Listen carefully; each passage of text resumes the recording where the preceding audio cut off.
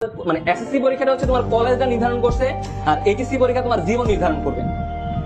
বিশ্বাস করো ভাই, এইচএসসি তে যার মানে আল্লাহ না করুক, দোয়া করি সবার রেজাল্ট ভালো হোক, যার রেজাল্ট খারাপ হবে সে বাস্তবতা চিনবে, বাস্তব কত কঠিন সেটা বুঝবে।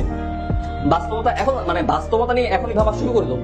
এটা বিপদ, অনেক বড় বিপদ বাকি আছে, অনেক বড় বিপদ বাকি আছে। পরিশ্রমী হতে হবে ভাই, পরিশ্রমী হতে হবে। আমি ভার্সিটিতে পড়ি, আমি যদি আমার এক্সাম্পল দেই যে ভাইয়া আপনার মতো হতে চাই, অনেকেই বলছো, প্রায় 3-4 জনের মতন বলছো। আবার অনেকে কি করছো, অনেকে হচ্ছে আমাকে মানে এই জিনিসগুলো ভালো লাগে, অনেকে হচ্ছে অনেক জায়গায় পোস্ট দেয় যে আপনার প্রিয় শিক্ষককে মেনশন করুন। অনেকে দেখি প্রায় কত 7-8 জনের মতো দেখছি যে আমাকে ওই জায়গাগুলো মেনশন দেয়। আচ্ছা, আমি অনেক খুশি ভাই, কিন্তু আমি যে এই জায়গায় আসছি, এই যে তোমাদের সামনে যে আসছি, তোমাদের একজন প্রিয় শিক্ষক বলো বা ভাইয়া বলো, ভাই হইতে পারছি, এটা কি ভাই আমাকে এমনি এমনি হয়ে গেছে? মানে আল্লাহ আমাকে দিতে হয়ে গেছে? হ্যাঁ, আল্লাহর ইয়াতে থাকতে হবে, আল্লাহ চায়, আল্লাহ চাইছে বললে হয়েছে, কিন্তু আমাকে ভাইয়া পরিশ্রমিত অন্তত হইতে হয়েছে।